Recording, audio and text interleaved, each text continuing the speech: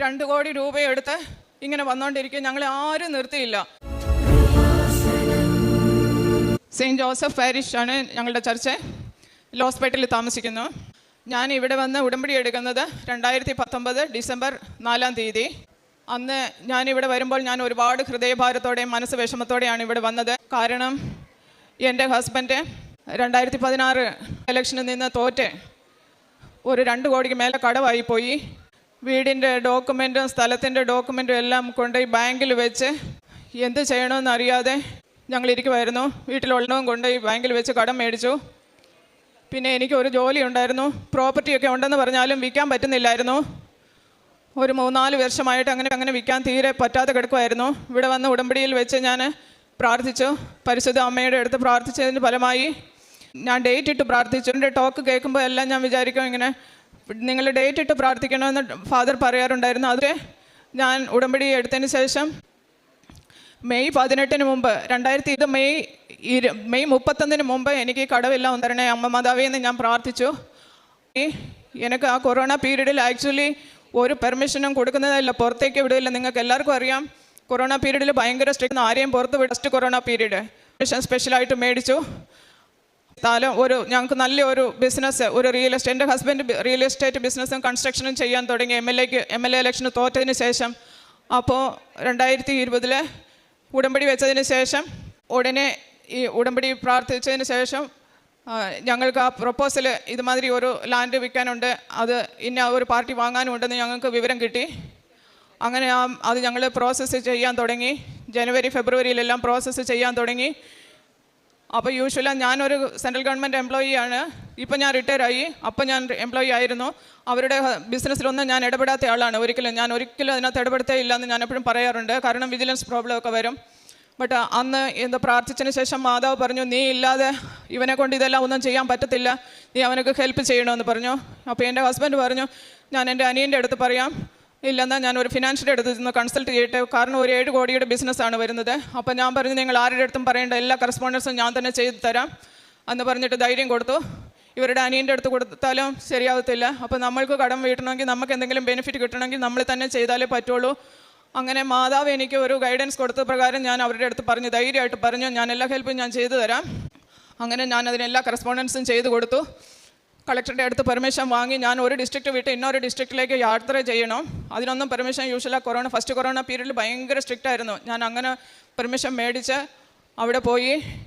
അന്ന് അവർ advance May 18 അവർ advance തരുന്ന ദിവസമായിരുന്നു. ഞങ്ങൾക്ക് ഫോൺ ചെയ്ത് പറഞ്ഞു, നിങ്ങൾ 1.5 കോടി രൂപ ഇവിടെ വെച്ചിട്ടുണ്ട്, നിങ്ങളിവിടെ നേരിട്ട് വന്നാൽ ഞങ്ങൾ ആ പണം നിങ്ങളുടെ അടുത്ത് തന്നു വിടാമെന്ന് പറഞ്ഞു.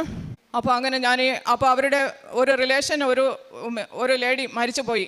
അപ്പോൾ ഞാൻ എൻ്റെ ഓഫീസിൽ പറഞ്ഞു ആ റിലേഷൻ, അപ്പോൾ പെർമിഷൻ കൊടുക്കുന്നത് ഡെത്തുക്കും മാരേജിനും മാത്രമേ പെർമിഷൻ കൊടുത്തിട്ടുള്ളൂ. അപ്പോൾ ഞാൻ ആ ഡെത്ത് കാരണം കാട്ടി, എൻ്റെ റിലേറ്റീവാണ് മരിച്ചിരിക്കുന്നത്, എനിക്ക് അവിടെ പോകണോ, ട്രിച്ചി പോകണോ. I was in Cuddalore and I have to travel to Trichy. Then I told I need permission for the funeral function. So I got permission and I went to Trichy with my husband and a driver. Then we received the amount around 2 crores rupees. 1.5 കോടി എന്ന് പറഞ്ഞാലും അവർ 2 കോടിയോളം രൂപ ഞങ്ങളുടെ അടുത്ത് തന്ന് വിട്ട്. അന്ന് ആ കൊറോണ പീരീഡിൽ ഞാനൊരു ബിഗ് ഷോപ്പറിൽ 2 കോടി രൂപയെടുത്ത് ഇങ്ങനെ വന്നുകൊണ്ടിരിക്കുക. ഞങ്ങളെ ആരും നിർത്തിയില്ല. ട്രിച്ചിയിൽ നിന്ന് ഞങ്ങൾ ഇങ്ങോട്ട് ട്രാവൽ ചെയ്യണമെങ്കിൽ, കടലൂരേക്ക് ട്രാവൽ ചെയ്യണമെങ്കിൽ ഒരുപാട് ചെക്ക് പോസ്റ്റൊക്കെ ഉണ്ട്, അവിടെ പോലീസ് നിർത്തും. ഞങ്ങളെ ആരും പിടിച്ചില്ല. നേരെ ഞങ്ങൾ പണം എടുത്തുകൊണ്ട് ഞങ്ങൾ വീട്ടിലേക്ക് വന്നു. അതിനാൽ ആ ബിസിനസ് ഞങ്ങൾക്ക് വേഗം മെയ് 31 ഇട്ട ഡേറ്റ്, മെയ് 18 ഞങ്ങൾക്ക് ആ ബിസിനസ് കംപ്ലീറ്റ് ചെയ്ത് ഈ 2 കോടിയുടെ കടം ഞങ്ങൾക്ക് വീട്ടാൻ സാധിച്ചു. എൻ്റെ ഹസ്ബൻഡ് ഇലക്ഷനിൽ നിന്ന് വരുത്തി വെച്ച കടവെല്ലാം അതിൽ നിന്ന് ക്ലിയറായി. ദൈവത്തിന് സ്തോത്രം. അമ്മയ്ക്ക് ഒരായിരം നന്ദി അമ്മ മാതാവേ. ഇത് എൻ്റെ ഒരു നിയോഗമായിരുന്നു. ഇനി എൻ്റെ ഡോട്ടർക്ക് എന്നുമേ തലവേദനയും ജലദോഷവുമായിരുന്നു. 10th ശേഷം 10th വരേക്ക് അവൾ ഏർക്കാട് പഠിച്ചു. അതിനുശേഷം ഞങ്ങൾ അവളെ മെഡിസിൻ പഠിക്കണമെന്ന് പറഞ്ഞുകൊണ്ട് അതായിരുന്നു അവളുടെ ആഗ്രഹം. അതുകൊണ്ട് ഹിൽ സ്റ്റേഷനിൽ നിന്ന് താഴെ കൊണ്ടുവന്ന് ഗ്രീൻ പാർക്ക് സ്കൂളിൽ ചേർത്തു. അപ്പോൾ അവൾക്ക് അപ്പടി തലവേദനയും ജലദോഷമായിരുന്നു. തലവേദന പിടിച്ച് CT സ്കാൻ വരെ എടുത്തു. എല്ലാ അലോപ്പതി ട്രീറ്റ്മെൻറ്റും ഹോമിയോപ്പതി ട്രീറ്റ്മെൻറ്റും എടുത്തു. ഒരു നിവൃത്തിയും കിട്ടിയില്ല. ഞാൻ എന്നോട് ഒരു നിയോഗം ഇതായിരുന്നു വെച്ചത്. സോ ഇവിടെ വെച്ച് അമ്മയുടെ അടുത്ത് നിയോഗം വെച്ച് പ്രാർത്ഥിച്ചതിന് ഫലമായി അവളുടെ തലവേദന പൂർണ്ണമായിട്ട് പോയി. ഒരു 3-4 വർഷമായിട്ട് ഈ തലവേദന ഉണ്ടായിരുന്നു. അത് പൂർണ്ണമായിട്ട് സുഖമായി. ഹോമിയോ ട്രീറ്റ്മെൻറ്റും എടുത്തു. ഹോമിയോ ട്രീറ്റ്മെൻറ്റ് എടുത്തിട്ട് ഓരോ നിവൃത്തിയും കിട്ടിയില്ലായിരുന്നു. അപ്പോൾ അങ്ങനെ ഇതിന് 18 വയസ്സിൽ അവളെ കൊണ്ടുപോയി CT സ്കാൻ വരെ എടുത്തു. ഞാൻ CT സ്കാനിലെല്ലാം ഇതുമാതിരി സൈനസിൻ്റെ പ്രോബ്ലമാണ്, സർജറി ചെയ്യണം അങ്ങനെയൊക്കെ പറഞ്ഞു. ഞാൻ എന്നിട്ട് അതിനൊന്നും സമ്മതിച്ചില്ല. ചെറിയ കുട്ടിയല്ലേ, എന്തിനാ ഈ സമയത്ത് പോയി ഇത് സർജറിയൊക്കെ ചെയ്യുന്നത്, നമുക്ക് പ്രാർത്ഥിക്കാമെന്ന് പറഞ്ഞിട്ട് ഉടമ്പടിയിൽ വെച്ച് പ്രാർത്ഥിച്ചതിൻ്റെ ഫലമായി അവൾക്ക് പൂർണ്ണ സുഖം ലഭിച്ചു. തലവേദനയിൽ നിന്ന് പൂർണ്ണ സുഖം ലഭിച്ചു. ലൈറ്റാ കോൾഡ് അപ്പോൾ വരുന്നുണ്ട്, അതിന് ആവി പിടിക്കുന്നത് മാത്രമേ ചെയ്യുന്നുള്ളൂ. ഞങ്ങൾ വേറെ ഒരു ട്രീറ്റ്മെൻറ്റും അവൾക്ക് ചെയ്യുന്നില്ല. അതുപോലെ അവൾക്ക് മെഡിസിൻ അഡ്മിഷൻ കിട്ടാൻ വേണ്ടിയിട്ട് ഞാൻ ഈ ജോസഫ് അച്ഛൻ്റെ ടോക്ക് ഞാൻ ജൂൺ മാസം മുതലേ കാണുന്നുണ്ടായിരുന്നു. 2019 ജൂൺ മാസം മുതലേ കാണുന്നുണ്ടായിരുന്നു. ആ സമയത്ത് എന്നാ എൻ്റെ മൂത്ത മകൻ മെഡിസിൻ MBBS കഴിഞ്ഞ ഉടനെ അവന് ഹാർട്ട് അറ്റാക്ക് വന്ന് മരിച്ചുപോയി. അപ്പോൾ അങ്ങനെ മകൻ മരിച്ചത് ഒരു മനോവേദ. പിന്നെ എൻ്റെ ഹസ്ബൻഡ് ഇലക്ഷന് തോറ്റ ഈ മനക്കഷ്ടത്തിൽ ഞാൻ അങ്ങനെ ഇരിക്കുമ്പോഴാണ് ഞാൻ ഇവിടെ വന്ന് ഉടമ്പടി എടുത്തത്. ഉടമ്പടി എടുക്കുന്നതിന് മുമ്പിലെ ജോസഫ് അച്ഛൻ്റെ ടോക്ക് കാണാൻ തുടങ്ങി. ഡെയിലി ഞാൻ ആ പ്രാർത്ഥന അടുപ്പിച്ച് യൂട്യൂബിലെ പ്രെയർ കണ്ടുകൊണ്ടേയിരുന്നു. അങ്ങനെയാണ് എനിക്കിവിടെ വന്ന് ഉടമ്പടി എടുക്കണമെന്ന് തോന്നിയത് തന്നെ. അങ്ങനെയാണ് ഇവിടെ വന്ന് ഉടമ്പടി എടുക്കണമെന്ന് തോന്നിയത്. അപ്പോൾ ഞങ്ങൾ സെയിൻറ്റ് തോമസ് ചർച്ച് ട്രിച്ചൂർ അവിടെ PC ചെറിയാൻ്റെ കോച്ചിങ് ക്ലാസ്സിലായിരുന്നു അവളെ വിട്ടത്. ഞങ്ങൾ കോച്ചിങ് മുടിച്ച് എക്സാമും കഴിഞ്ഞിട്ട് അവൾ വന്ന് എക്സാം എഴുതി. അതിന് ശേഷം ഞങ്ങൾ സെയിൻറ്റ് തോമസ് ചർച്ചിൽ വന്ന് താങ്ക്സ് പറഞ്ഞിട്ട് വരാമെന്ന് പറഞ്ഞിട്ട് ഞങ്ങൾ അവിടെ പോയി പ്രാർത്ഥിച്ചു. പ്രാർത്ഥിക്കാൻ വരുമ്പം അവിടെ ഒരു സിസ്റ്റർ വന്നു, ഒരു വെള്ള സാരി ഉടുത്ത ഒരു സിസ്റ്റർ വന്നു. നിങ്ങൾ എന്തിനാ വന്നതെന്ന് ചോദിച്ചു ഞങ്ങളുടെ അടുത്ത്. ഞാനും മകളും എൻ്റെ ഹസ്ബൻഡും ഉണ്ട്. അപ്പോൾ ഞങ്ങളിങ്ങനെ പറഞ്ഞു, മകള് കോച്ചിങ് ക്ലാസ് കഴിഞ്ഞു, എക്സാമും കഴിഞ്ഞിട്ട് പോകുവാണ്, MBBS പഠിക്കണമെന്നാണ് ആഗ്രഹം, അവൾക്ക് തീർച്ചയായിട്ടും കിട്ടും, നിങ്ങൾ സമാധാനമായിട്ട് പോകുമെന്ന് പറഞ്ഞു ഞങ്ങളെടുത്ത്. ഞങ്ങൾ അതിന് ശേഷം പ്രാർത്ഥിച്ചിട്ട് തിരിച്ചു വന്ന ആ അമ്മയെ ഒന്നും കൂടെ കാണണമെന്ന് പറഞ്ഞിട്ട് ഞങ്ങൾ നോക്കിയിട്ട് ഞങ്ങൾക്ക് കാണാൻ പറ്റിയില്ല. ഞങ്ങളുടെ പൂർണ്ണ വിശ്വാസം എന്നാന്ന് അത് മാതാവ് തന്നെ നേരിട്ട് വന്ന് ഞങ്ങളുടെ അടുത്ത് പറഞ്ഞതാണ്. ഞങ്ങൾക്ക് അപ്പോൾ പൂർണ്ണമായിട്ടൊരു വിശ്വാസമുണ്ട്. അതിനുശേഷം എൻ്റെ മകൾക്ക് ഈ കാനൈൻ ടൂത്ത് കോമ്പല്ലേ, ആ പല്ല് വന്ന് വിലങ്ങനെ വന്നിരിക്കുമായിരുന്നു. 17 വയസ്സ് ആയി, പക്ഷെ പല്ല് വിലങ്ങനെ ഇരിക്കുന്നുണ്ട്. ഇവിടെ ഗ്യാപ്പ് ഉണ്ടായിരുന്നു. ചിരിക്കുമ്പോൾ ഒക്കെ അപ്പടി വൃത്തികേടാ മമ്മി, ഞാൻ എന്നാ ചെയ്യും, എനിക്ക് അപ്പടി വൃത്തികേട് എന്തെങ്കിലും ചെയ്യും മമ്മി എന്ന് പറഞ്ഞു. അപ്പം ഞാൻ എൻ്റെ പ്രാർത്ഥന നിയോഗത്തിൽ ഇത് ഒരു നിയോഗമായിട്ട് വെച്ച് പ്രാർത്ഥിച്ചു. അതിൻ്റെ ഫലമായി ആ പല്ല് ഞാനപ്പോൾ എക്സ്റേ എടുത്ത് നോക്കുമ്പോഴാണ് ഇങ്ങനെ വിലങ്ങനെ ഇരിക്കുന്നത് കണ്ടത്. അപ്പോൾ ഞാൻ അമ്മ മാതാവിൻ്റെ അടുത്ത് പ്രാർത്ഥിച്ചു, അമ്മ മാതാവേ ഞാൻ അടുത്ത എക്സ്റേ എടുക്കുമ്പോൾ ഈ പല്ലൊന്ന് നേരെ ആക്കണമേ. അപ്പോഴേ ഈ ഡെൻ്റൽ ഡോക്ടറിനെ കണ്ടപ്പോൾ അവർ പറഞ്ഞു, ഈ പല്ലിന് എന്തെങ്കിലും ചെയ്യണമെങ്കിൽ ഈ പല്ല് താഴോട്ട് ഇറങ്ങിയാൽ മാത്രമേ ചെയ്യാൻ പറ്റുള്ളൂ, ഈ അലൈൻമെൻറ്റൊക്കെ ചെക്ക് ചെയ്യാൻ പറ്റുള്ളൂ, ശരിയാക്കാൻ പറ്റുള്ളൂ എന്ന് പറഞ്ഞു. അതിൻ്റെ ഫലമായി ഉടമ്പടിയിൽ വെച്ച് പ്രാർത്ഥിച്ച് അവളുടെ പല്ല് രണ്ടാമത് ഞാൻ എക്സ്റേ എടുക്കുമ്പോൾ പല്ല് നേരെയായി. അതൊരു വലിയ ഒരു അത്ഭുതമായിരുന്നു. ഈ പല്ല് അപ്പോൾ അടുത്തിരുന്ന ഒരു പല്ല്, അതിൻ്റെ തൊട്ടടുത്തിരുന്ന പല്ല് ഡോക്ടർ എടുത്തു കഴിഞ്ഞു. ഈ ക്ലിപ്പ് ഇടണമെങ്കിൽ മേലേന്ന് 2 പല്ലെടുക്കണം, താഴേന്ന് 2 പല്ലെടുക്കണമായിരുന്നു. അപ്പോൾ ഈ പല്ല് എടുക്കുകയും അവളുടെ പല്ല് നേരെ വരികയും ചെയ്തു. ഇത് മാതാവിനോട് പ്രാർത്ഥിച്ചതിൻ്റെ ഫലമായി എനിക്ക് ലഭിച്ച ഒരു അത്ഭുതമാണെന്ന് ഞാൻ പൂർണ്ണമായിട്ടും വിശ്വസിക്കുന്നു. അതിനുശേഷം എൻ്റെ ഹസ്ബൻഡിൻ്റെ ബിസിനസ് ഈ MLA ഇലക്ഷന് തോറ്റതിന് ശേഷം അവർ കൺസ്ട്രക്ഷൻ ചെയ്യുമായിരുന്നു, അപ്പാർട്ട്മെൻറ്റ് കൺസ്ട്രക്ഷന്. അപ്പാർട്ട്മെൻ്റ് എല്ലാം കെട്ടി കൺസ്ട്രക്ഷൻ ചെയ്ത് വെച്ചിട്ട് ഒന്നും വിൽക്കാൻ പറ്റുന്നില്ലായിരുന്നു. അതായത് 2016 ഇലക്ഷൻ കഴിഞ്ഞ് 2016 തന്നെ അവർ കൺസ്ട്രക്ഷൻ തുടങ്ങി. പക്ഷേ 19 വരെ ഒരു വീടും വിൽക്കാൻ പറ്റുന്നില്ല. കെട്ടിയിട്ടതെല്ലാം ഞങ്ങൾക്ക് പൈസ ചിലവായതല്ലാതെ അതൊന്നും വിൽക്കാൻ പറ്റിയില്ല. അപ്പോൾ ഞാനത് ഉടമ്പടിയിൽ എൻ്റെ 3ാമത് നിയോഗമായിട്ട് അത് വെച്ചായിരുന്നു. അപ്പം ഉടമ്പടിയിൽ വെച്ച് പ്രാർത്ഥിച്ചതിൻ്റെ ഫലമായി ഉടനെ ഞങ്ങൾക്കത് എല്ലാ ഫ്ലാറ്റും വിൽക്കാൻ പറ്റി. എല്ലാ ഫ്ലാറ്റും ഒരു 3-4 മാസത്തിൽ ഒരുത്തരെ വന്ന് 2 ഫ്ലാറ്റ് ഒരുമിച്ച് വാങ്ങി. അങ്ങനെ അത് കണ്ടതുടനെ മറ്റേ ഫ്ലാറ്റെല്ലാം ഒന്നൊന്നായി വിൽക്കാൻ സാധിച്ചു. അവിടെ ഞങ്ങൾ ഉപ്പും ഇവിടുന്ന് വെഞ്ചരിച്ച് കൊടുത്ത ഉപ്പും പിന്നെ കാശുരൂപവും എണ്ണയും അവിടെ കൊണ്ടുപോയി വെച്ചായിരുന്നു ആ ഫ്ലാറ്റിൽ. അതുവഴി അമ്മ പ്രവർത്തിച്ചതിൻ്റെ ഫലമായാണെന്ന് പൂർണ്ണമായിട്ടും വിശ്വസിക്കുന്നു. ഫ്ലാറ്റെല്ലാം വിൽക്കാൻ പറ്റി. സോ അതെല്ലാം ഞങ്ങൾക്ക് സാധിച്ചു തന്ന ഒരു വലിയ ഒരു അത്ഭുതമാണത്. പിന്നെ എൻ്റെ വീട്ടിൽ ഞങ്ങൾക്ക് 2 പ്രെയർ റൂമുണ്ട്. ആദ്യം ഞങ്ങൾ പ്രാർത്ഥിച്ചുകൊണ്ടിരുന്ന ഒരു പ്രെയർ റൂമിൽ ഞാനിങ്ങനെ 5:30 കാലത്ത് എഴുന്നേറ്റ് ഉടമ്പടി പ്രെയർ ചെയ്തുകൊണ്ടിരിക്കുമ്പോൾ ഒരു ദിവസം ഡെയിലി എൻ്റെ ഉടമ്പടി പ്രെയറെല്ലാം ഞാൻ കൃത്യമായിട്ട് ചെയ്ത് കഴിഞ്ഞു. 5:30 പ്രാർത്ഥിച്ചുകൊണ്ടിരിക്കുമ്പോൾ എനിക്ക് നല്ല ഒരു സുഗന്ധം മുല്ലപ്പൂ മണം വന്നു. അപ്പോൾ എനിക്കറിയത്തില്ല ഇത് അമ്മ മാതാവിൻ്റെ പ്രസൻസ് ആണോ എന്ന് എനിക്കറിയത്തില്ല. അപ്പോൾ ഞാൻ വിചാരിച്ച തോട്ടത്തിലുള്ള മുല്ലപ്പൂവിൻ്റെ മണമായിരിക്കും. അങ്ങനെ വിചാരിച്ചു. പക്ഷേ അച്ഛൻ്റെ ടോക്ക് കേൾക്കുമ്പോൾ എല്ലാം അച്ഛൻ ഓരോ ടോക്കിലും നിറയെ സാക്ഷ്യങ്ങൾ പറയാറുണ്ട്. ഇങ്ങനെ നിറയെ പേർക്ക് മുല്ലപ്പൂ മണം വന്നിട്ടുണ്ട്, അമ്മയുടെ പ്രസൻസ് ആണത് എന്ന് അച്ഛൻ പറഞ്ഞ് ഞാൻ കേട്ടിട്ടുണ്ട്. അപ്പോഴാണ് എനിക്ക് ബുദ്ധി തെളിയുന്നത്, ശരിക്കും എനിക്കും അങ്ങനെ തന്നെയാണല്ലോ വന്നത്, പക്ഷേ എനിക്ക് മനസ്സിലായില്ലല്ലോ. അപ്പം ഞാൻ വീണ്ടും പ്രാർത്ഥിച്ചു, അമ്മ മാതാവേ എനിക്ക് ഒരു തവണ കൂടെ അതൊന്ന് കാണിച്ചു തരണേ അമ്മ മാതാവേ, എനിക്ക് അന്ന് മനസ്സിലായില്ല എന്ന് പറഞ്ഞു. അതിനുശേഷം ഞാൻ ഇന്നൊരു ദിവസം പ്രാർത്ഥിക്കുമ്പോൾ ആക്ച്വലി എൻ്റെ വീട്ടിൽ ഞങ്ങൾ ഒരു ബലിപീഠമേ പണിത്, എൻ്റെ മകൻ മരിച്ചതിന് ശേഷം ഒരു ബലിപീഠം പണിത് അവിടെ കുർബാന വരെ വെച്ച്, അവിടെ തമിഴ്നാട്ടിൽ അങ്ങനെ വീട്ടിൽ കുർബാന അർപ്പിച്ച് തരും അച്ഛൻ്റെ അടുത്ത് റിക്വസ്റ്റ് ചെയ്തിട്ടുണ്ടെങ്കിൽ. അപ്പോൾ ഞങ്ങൾ അവിടെ ഒരു റൂം ഫുള്ള് അതിന് വേണ്ടി പ്രാർത്ഥനയ്ക്ക് മാത്രമായിട്ട് ഒരു റൂമേ റെഡിയാക്കി അവിടെ ഒരു ബലിപീഠവും പണിത് അവിടെ ഇരുന്ന് ഞാൻ കാലത്തെ പ്രാർത്ഥിക്കുമ്പം എനിക്ക് വീണ്ടും മാതാവിൻ്റെ പ്രസൻസ് കിട്ടി, നല്ലതായിട്ട് മുല്ലപ്പൂ മണം ലഭിച്ചു. അപ്പോൾ എനിക്ക് തീർച്ചയായിട്ടും എനിക്ക് മനസ്സിലായി അമ്മ മാതാവിൻ്റെ കൂടെ ഉണ്ടെന്ന്. അങ്ങനെ 2 തവണ എനിക്ക് മാതാവിൻ്റെ പ്രസൻസ് അപ്പോൾ കിട്ടി. അതിനുശേഷം ഞാൻ എൻ്റെ promotion interview, I was working as A chief manager in NLC India Limited. Then I was going for an promotion interview for the post of Deputy General Manager HR. അന്ന് ടൈമിൽ ഞാൻ മാതാവിൻ്റെ അടുത്ത് മാതാവിൻ്റെ കാശിരവും കൈ പിടിച്ച് മുറുക്കെ പിടിച്ചുകൊണ്ടാണ് ഞാൻ പോകുന്നത്. എനിക്ക് ഇൻ്റർവ്യൂവിന് പോകാനൊന്നും പേടിയൊന്നും ഇല്ലായിരുന്നു. എന്നാൽ ഒരാഴ്ചയായിട്ട് ഇൻ്റർവ്യൂ എല്ലാം കോർഡിനേറ്റ് ചെയ്ത ആൾ ഞാനാണ്, because I was working as A HR chief manager. അപ്പോൾ ഒന്നും ഒരു പ്രോബ്ലം ഇല്ല, നോർമലല്ല ഇൻ്റർവ്യൂ നടന്നുകൊണ്ടിരുന്നു.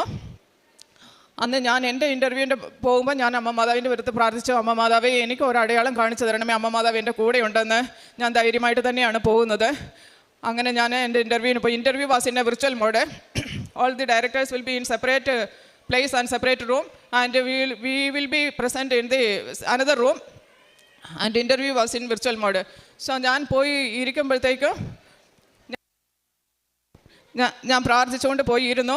അപ്പോൾ പോയി ഉടനെ അത് ഓൺലൈൻ ഫുള്ള് ഔട്ടായിപ്പോയി. അതുവരേക്കും it was a heavy summer, ഒന്നും ഓൺലൈൻ പോകേണ്ട ഒരു ആവശ്യവുമേ ഇല്ല. It was very nicely everything was going on for a 1 week. But അന്ന് ഞാൻ പോയിരുന്ന ഉടനെ ഓൺലൈൻ അങ്ങനെ ഔട്ടായിപ്പോയി. അപ്പോൾ എനിക്ക് മനസ്സിലായി മാതാവിൻ്റെ പ്രസൻസ് എൻ്റെ കൂടെ ഉണ്ട്. എന്നാൽ ഇൻ്റർവ്യൂവിന് ഒരേ ഒരു ഭയം എന്നായിരുന്നു. അപ്പോൾ ഒരു ഡയറക്ടർ ഫിനാൻസ് പുതിയതായിട്ട് ജോയിൻ ചെയ്ത ഒരാളുണ്ടായിരുന്നു. അവർ ഒരുപാട് ക്വസ്റ്റ്യൻ ചോദിച്ച് ബുദ്ധിമുട്ടിക്കുമെന്ന് പറഞ്ഞു കേട്ടു. അപ്പം പറഞ്ഞു കേട്ടാലും നമുക്ക് ഞാൻ HR ഫിനാൻസിനെ പറ്റി ഒരുപാട് ക്വസ്റ്റ്യൻ ചോദിച്ചാൽ നമുക്ക് ചിലപ്പം പറയാൻ പറ്റിയില്ലെങ്കിലോ അങ്ങനെ ഒരു ചെറിയൊരു ഒരു ടെൻഷൻ ഉണ്ടായിരുന്നു. പക്ഷേ ഞാൻ കയറിയ ഉടനെ കംപ്ലീറ്റ് ലൈൻ ഔട്ട്, മാതാവ് എല്ലാവരെയും ഇരുട്ടിലാക്കി കളഞ്ഞു. അതെനിക്ക് ഭയങ്കര ഒരു ഇതാണ്. അത് കഴിഞ്ഞിട്ട് ഇൻ്റർവ്യൂ ഒരു ഹാഫ് ആൻ അവർ കഴിഞ്ഞപ്പോൾ ഓൺലൈൻ തിരിച്ചു കിട്ടി. ഇൻ്റർവ്യൂ നന്നായിട്ട് അറ്റൻഡ് ചെയ്തു. I got promotion also as deputy general manager HR. പിന്നെ എൻ്റെ സിസ്റ്റർ ഇൻ ലോ 70+ ഇയേഴ്സാണ്. അവർക്ക് കാൽമുട്ടിന് ഒരുപാട് നാളായിട്ട് ഒരു 3-4 വർഷമായിട്ട് കാൽമുട്ടിന് വേദനയായിരുന്നു, ഭയങ്കര വേദനയായിരുന്നു. ഓപ്പറേഷന് സമ്മതിക്കുന്നില്ലായിരുന്നു.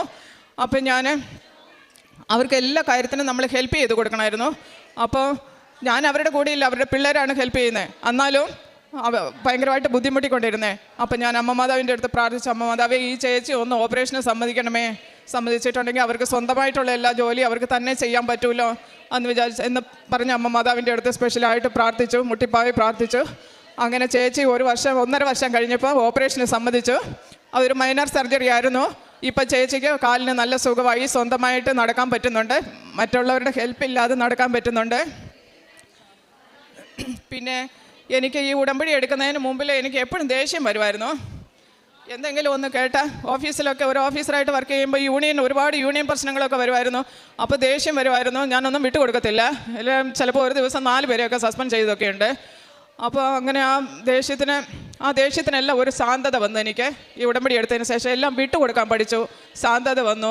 മറ്റുള്ളവർ എന്തെങ്കിലും പറഞ്ഞാൽ എന്തെങ്കിലും ഒരു കാറിൽ അല്ല വീട്ടിൽ എൻ്റെ ഹസ്ബൻഡ് എന്നെ ഷൗട്ട് ചെയ്യുവാണെങ്കിൽ എല്ലാം വിട്ടുകൊടുത്ത ശാന്തത വന്നു. മനസ്സിന് ഒരു നല്ല ഇത് ക്ഷമിക്കാനും സഹിക്കാനും ഒക്കെയുള്ള ഒരു ശാന്തത വന്നു.